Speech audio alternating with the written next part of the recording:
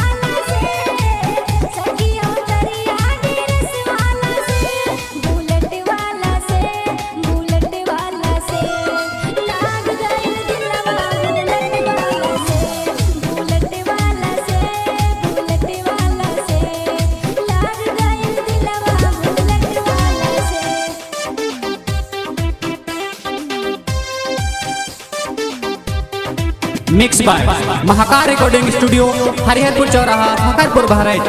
आप सुन रहे हैं सिंगर नीतू एंड ज्योति राय की आवाज में ये सॉन्ग।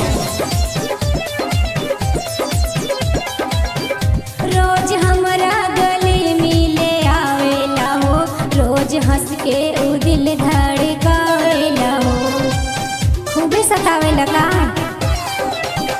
हवे रामो कुमारो कर नाम उ हमरा पे मारेला। जितना चाहिए हमों से ज्यादा हमरा से प्यार करेला। सखी हो